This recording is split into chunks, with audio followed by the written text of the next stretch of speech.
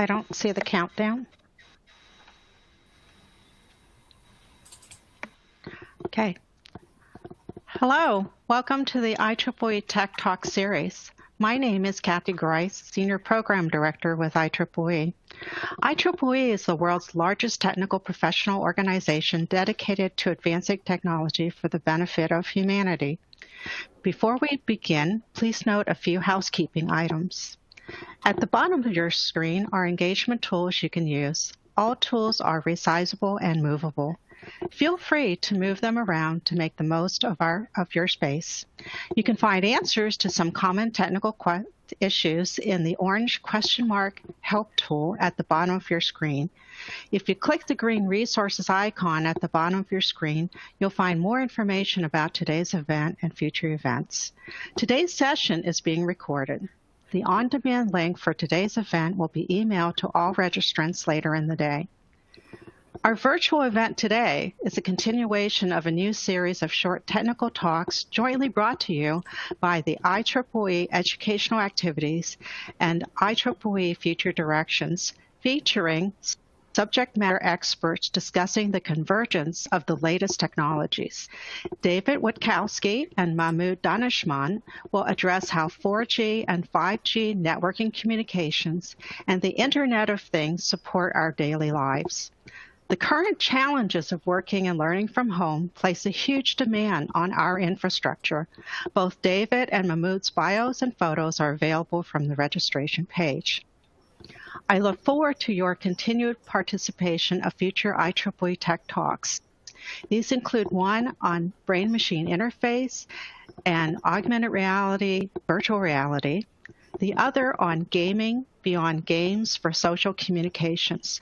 Please tweet about today's session with @IEEE Future DIR and tag with #IEEE Learn. We welcome your questions. Please submit via the Q&A widget on your screen or click the purple Q&A icon at the bottom of the screen. We will respond to your questions as best we can. I will now turn it over to David.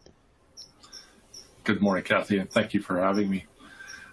So certainly it should be no surprise to anybody that wireless technologies are an integral part of our daily lives. I often liken it to the fifth utility, which is it's just as important in 21st century life as electricity, gas, water, sanitation. It's really something that we've come to rely on within a very short period of time. For communicating as well as for accessing resources. The advent of the smartphone rapidly accelerated the deployment of internet-based and web-based technologies into portability, which we use to, and certainly if you walk into any room, it'd be unusual to see a person who does not have a cell phone in their pocket or a smartphone. And that's reflected in the usage patterns that we see in today's world. 57% of households in the United States are now wireless only. They do not have landline telephones. And notably, some demographics that rate is even higher. We have 3 out of 4 people under the age of 32 have cell phones and do not have a landline. And then we have other demographics as well. For example, people who are renters do not install phones. They use the cell phone. And so as we look at these usage patterns, I think it becomes clear that wireless is not just a convenience, but rather it's a requirement for our daily life in 21st century. And the number of people who, for example, call 911, 80% of calls to the 911 emergency service come in via cell. We have also some demographics rely on it for their access to the internet exclusively. Polls have shown that, and surveys and research have shown that 14%, for example, in California, 14% of Californians use their smartphones as their sole method for accessing the internet, and that's reflected in the Pew research, which is also which has confirmed those numbers on a national scale. It's interesting to note, of course, in the current situation. I mean, we'd be remiss in not talking about what's going on with the current pandemic and the shutdown that has occurred, people being asked to shelter in place. And I think the thing that is really different with this and say like the 1918 Spanish flu is that we have the internet. We're doing this call on the web right now. And we did not have this tool in the past. And so this is, I think, making the difference between certainly this isn't an easy situation, but at least it gives us a chance to communicate and to do some work. And so for some people who are work from home already, this is, maybe you're having trouble finding toilet paper, but you're still able to do your work. And that I think is, it's notable. And I believe that communications technology is going to be very important for us over the coming year, and possibly a couple of years as we figure out life that is in this new paradigm that we have. Unfortunately, though, the challenges are that not all people have access to these networks, and that's a real big topic right now that we're working on in some of the projects that I'm doing, which is to address how people are going to get online if they do not have home broadband. The governor of California on Monday this week announced a big initiative for distance learning. And that was a major investment that the state is making with both public as well as private money to bring people online. And we have, even in the city of San Jose, which refers to itself as the capital of Silicon Valley, we have 150,000 people, probably about 10% of our population, that do not have broadband at home. And so when they were told to shelter in place, they were effectively cut off from that 21st century life of being online. And the question that becomes is, how do they attend school? Could they work from home without the internet? How do they order groceries? How do they find out how they communicate? Not only just for entertainment, but there's also this practical purposes. We're seeing increasingly restaurants, for example, are turning from places where you go to eat to places where you pick up groceries. There's a number of restaurants in our area who have pivoted to do that. And so I think it's really a challenge for us to get. And it was unfortunate before the pandemic that we did not have everybody online, but now it's become a critical thing. I think it's absolutely critical that we get these people connected. And so the question, of course, of how we do that in the course of maintaining social distancing and being safe is a challenge. Hopefully, we learn our lesson from this and move forward with a network that is going to be robust for all Americans, and so that if we have to go through this again, at least everybody can be online. But I do believe that it's going to become a practical requirement, and I think that politically it's also going to be something that people are going to demand. I think coming out of this pandemic, it's going to be pretty hard to say, well, it's we have people that are unconnected, but we'll deal with that at some point. I think politicians are going to be told this is not something that can be left to chance. We have to solve this problem. We have to solve it today. So it'll be interesting to see how that moves going forward. I think the solutions to that, the challenges of deploying those networks are obvious. Certainly, we were having trouble getting some 4G sites deployed prior to the pandemic, and 5G is just beginning to come online. Now that 5G is, sort of in its infancy here in 2021, going into 2021, we will, we'll have to see how that goes. Unfortunately, some people have chosen to believe in conspiracy theories about 5G, and we've seen that in Europe, and there's been some damage has been done to some towers, and that's unfortunate, because some of those towers were serving people that had real needs, and until those towers get repaired, then they're going to be cut off just just as they would if the towers hadn't been there in the first place. So we will we'll see how we go. But I do believe that we are going to see the value of these networks is greatly increased. And in responding to this pandemic, a lot of the technologies are going to be put into play to make those systems better, to make them more robust, and to serve the needs of humanity as we move forward in responding to this unprecedented crisis in our lives. And that's so back to you, Kathy. Thank you for the opportunity to speak to you today. Very enlightening, David. You touched on a lot of fascinating topics, not just from a technological perspective, but socioeconomic and the infrastructure. Please, I encourage all of you, submit your questions, and I will now turn it over to Mahmoud. Hi, everyone, and thank you, Kathy, for initiating this. Thank you, David, for giving a very good short lecture on 4G, 5G, and the need of the future. I want to take this opportunity to thank Julie and Teresa and Rennie and Jennifer and Amy and Brad and everybody who is doing this activity. I want to thank all the participants, and we'll wish everyone health and safety in this challenging environment.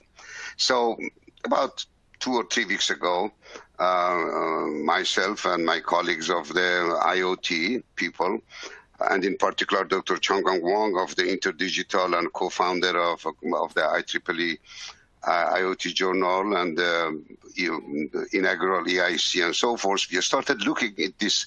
What is the problem? What problem we have?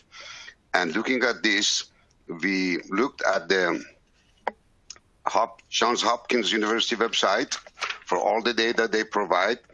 As of April 20, we have 2.5 million people all across the world, US, Spain, Italy, France, Germany, United Kingdom. I'm trying to make a point here. All over the world, 2.5. This is April 20. At the same time, we looked at the map from World Health Organization, and it gives us a very nice map of where we are having this COVID-19 or this pandemic. The conclusion was that this is truly a global problem in two senses. First, in the sense of geography, it is all over the world. It is all over the world. It covers all the geographic area. But the second more important is that in the sense of the knowledge and science and technology and all of this, it is medicine, it is health, it is biology, it is policy, it is economy, it is supply chain, it's manufacturing, all of the above. And in a very particular case is the digital technologies, which David started saying, okay, essentially digital technologies, which includes that all the areas of related to COVID are wearables, sensors, smartphones, Bluetooth, Wi-Fi, 4G, 5G, and yes, IoT. So I'm going to see it is really global in every sense, in the sense of the geographical coverage and in the sense of it covers all the science. I mean, politics, sociology, medicine, biology, public health, everything. And now we want to see how the IEEE and all the expertise which exists in that society can help all these areas. We cannot talk about all of it. I'm going to focus a little bit on the IoT and then finish the conversation. So the IoT, the term was introduced by Kevin Ashton in 1998. I don't think he ever thought, I mean, the idea is, as you know, that the things connected to things, humans, things connected to human, and all those kind of things. But it is really having every effect on our everyday life in every sense, in the sense of, I wrote some notes for myself here. I'm going to read it for you in the sense of academic and industry and manufacturing and communications between humans and humans. And it impacts every aspect of the life: assisted living, smart home, smart office. I have a point here to make. I'm going through these introductions. I will not take more than time that I have been associated with. Smart home, e-health, enhanced learning, which is the area that David also touched, and also, of course, this is on the area, and the other area is the transportation, the manufacturing, the supply chain, because all these things are being impacted with this COVID-19 and in these days in every sense.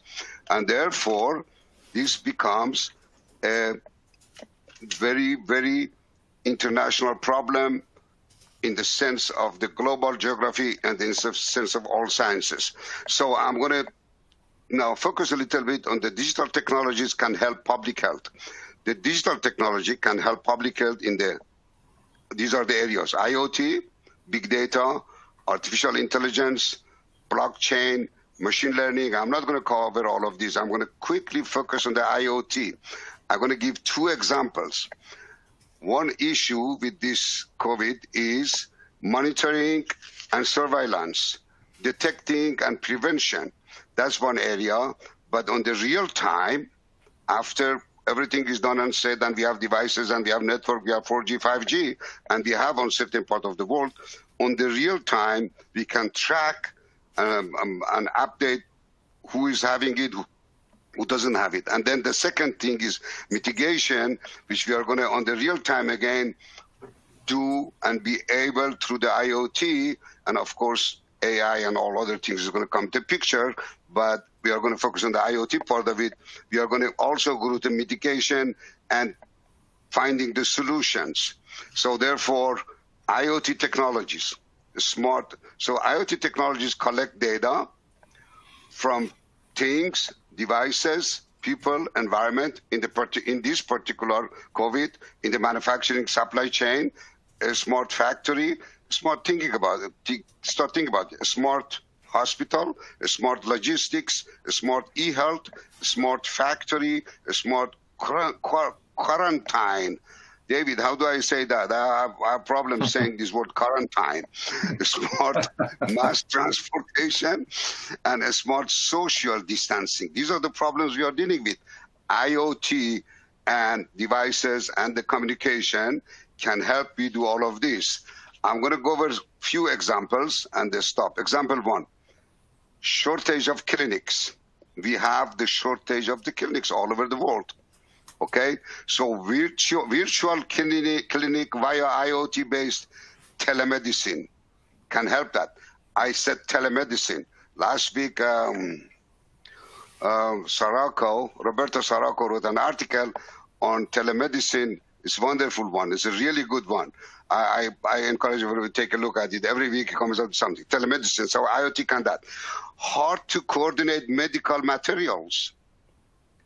IoT-based smart logistic management. This can help over. I'm listing all the problems that we are facing or challenges. I said the first challenge is shortage of clinics, telemedicine. Hard to coordinate medical materials. We can use logistic, IoT, smart logistic. Shortage of medical materials, IoT-based efficient smart factory. That would help a lot of problems we are dealing with. Quarantine, IoT-based smart working from home, which is the area that David also touched, and that's what we are doing right now. All of us, IoT can help that. Mass transportation, IoT-based smart transport with real-time monitoring and detection. And social distancing, IoT-based alert when using proximity of contagious people.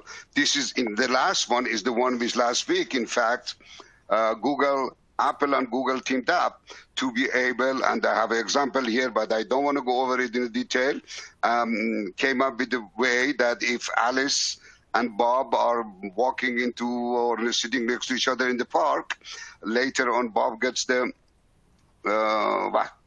virus, the IoT and the devices and the communication can inform Alice that you better test. You were sitting close to Bob on such and such a location. On the real time, Alice is going to get the message. On the real time, Alice is going to be able to prevent and try to stop whatever he has to do. So a lot of applications really of the technology, digital technology and Internet of Things, and the companies are working on it. And there are also a prediction that Roberto Scirocco said that the telemedicine is going to help all of this, is going to increase 50% on the market size or whatever.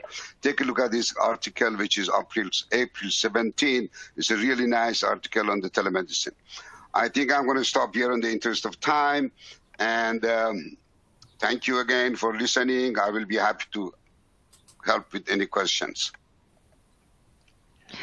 Mahmoud, thank you very much. Incredible. You were able to cover so much within such a finite time. And we usually say quarantine. Now you've got me saying quarantine, but that is a tongue twister. Quarantine, thank you.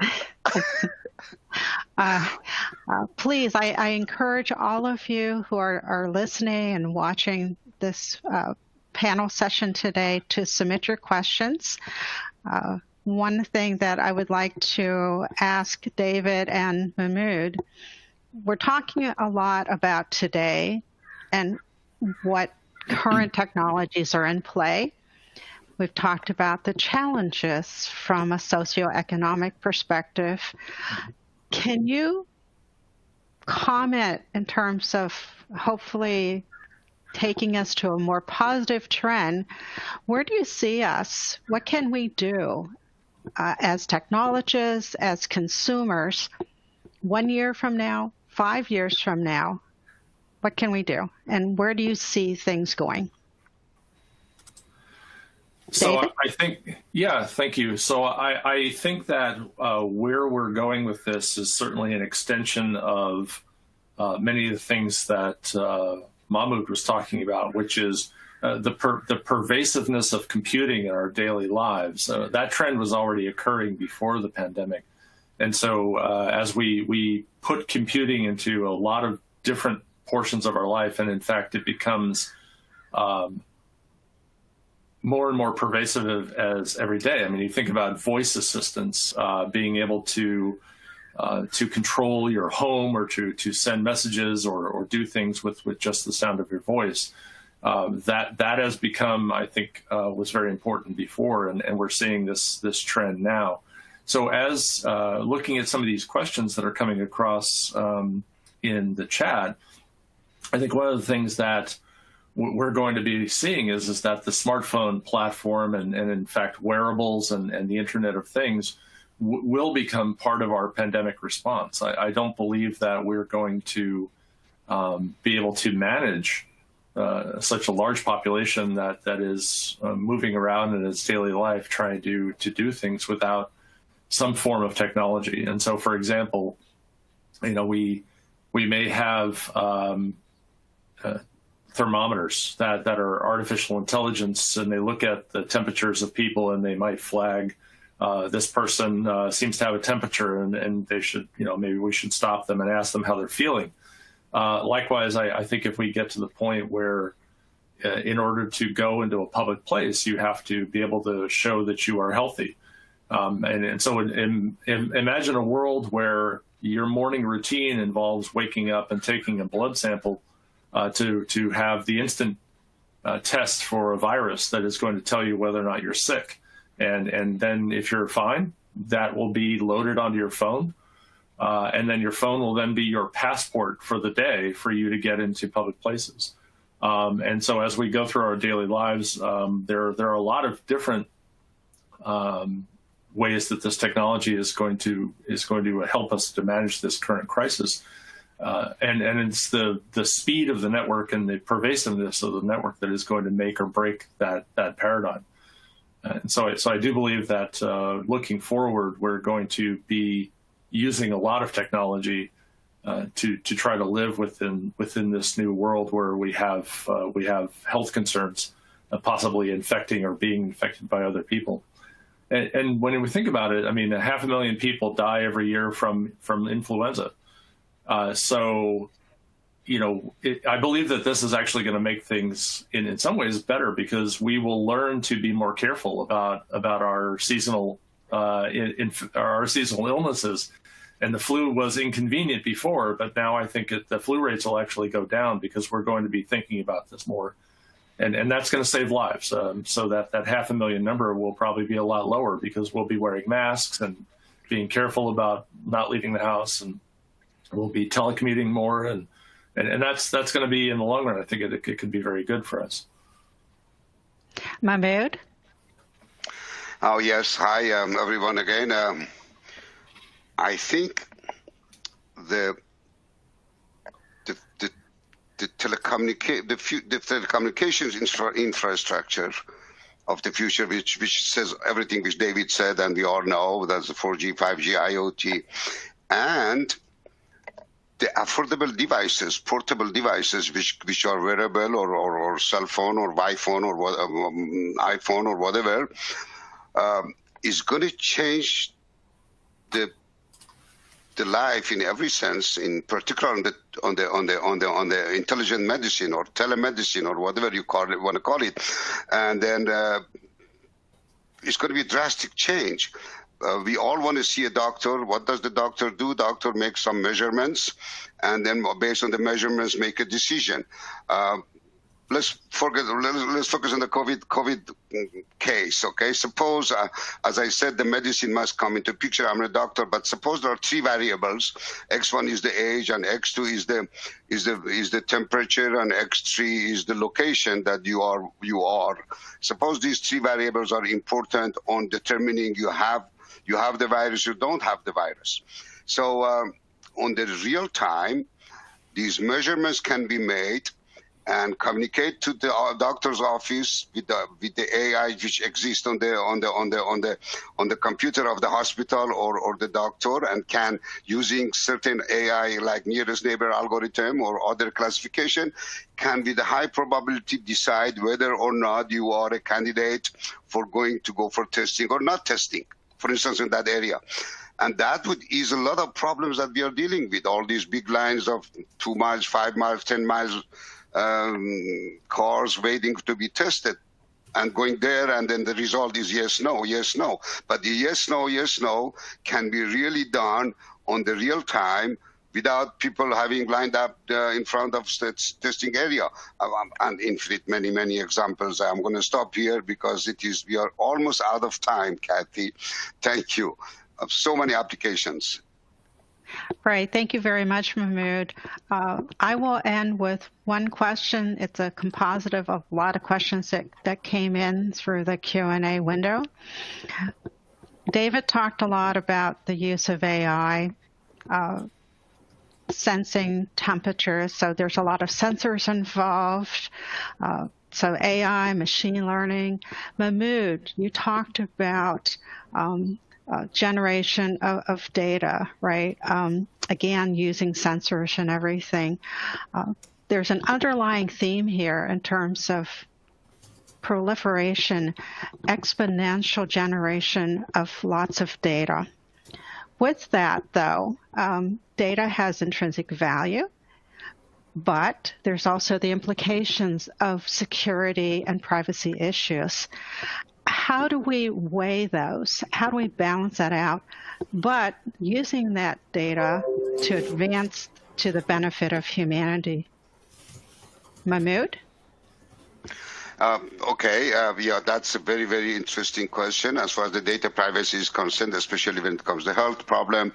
There are, of course, some technologies which I do not know very much, like blockchain, et cetera, which help. But when it comes to the health, I am the person who makes the decision that whether or not I would like this data to be communicated to Dr. David or Dr. David's hospital, and making the decision. In fact, Roberto gave a good example, which I'm going to quickly share here. He says in Veneto region, people were asked, and they contributed to using their cell phone or wireless phone or whatever and send the data regarding the COVID. And on that region, 1 out of 4 patients showing symptoms were hospitalized. 1 out of 4. On the other hand, on the Lombardia region, which people, either the policy was not implemented or people didn't do it, then 1 out of 1, everybody was hospitalized. So you can see how it is the decision, the policy decision, the people's decision, and of course the privacy is important. It is in my hand whether or not I would like my temperature to be known by doctor or the hospital. And then I guess that's one area. And the other area, I think David would know better, and you guys know better, technologists know better. There are certain blockchain and other technologies which help protecting the data or privacy of the data. Yes, I agree with that. I think that right now, for example, one of the tactics that's being considered for management of the pandemic is that both Google and Apple are talking about building in contact tracing to their operating system. And of course, this would be a concern for privacy and personal safety. But it is an opt-in system. And so I think that's very important that as we move these things forward, that it's critical that we not force them on people, but rather that we give people the option to opt in and hope that their human nature will allow them to do so. So we do this, we give away information for the betterment of society and to protect each other. And so, of course, I want to help my friend Mahmoud be safe. So I'm going to give the information because I want him to be safe. If someone tries to force me to do it, then I may be resistant to that. And it will seem very draconian to force everybody to give up their locations and who they were talking to or where they spent time. So I think that this has to be an opt-in system for people. And we have to proactively make sure that the technology is being built with the utmost of security and the utmost of privacy in mind. And I think it's really critical. Thinking about there's an example that I think is an analogy to this. So the UK, the London Underground wanted to understand how people were moving through their network of the underground subway system. So what they did was that they communicated for several months beforehand to telling the riders that they were going to be doing a study. And they used the Wi-Fi that's on everybody's smartphone to try to anonymize those emissions from the phone, but they were able to identify how people move through the system, but they didn't track their personal identifiable information. And by telling everyone 2 months in advance that they were going to do this, they actually had a very positive response to this, and they were able to derive a really interesting data set. So I think it's very important that we over communicate about what we're doing, and not just slip these things in, because people will react negatively to if they feel like they're being forced. Thank you very much, David. Thank you, Mahmoud. So again, we will wrap things up. As I indicated earlier, we will respond to your questions and comments that came in through the chat via email. My thanks again to David and Mahmoud. As noted earlier, the on-demand link for today's event will be emailed to all registrants later in the day. Please share with your friends, family, and colleagues.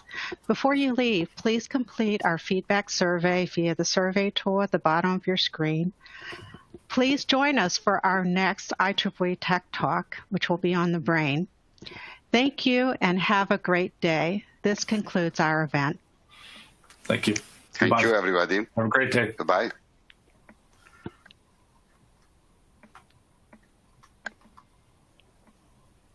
And we're done. Phew, I can relax. Well, how many did we wind up? Let me just refresh this up. I thought that was really fascinating. I was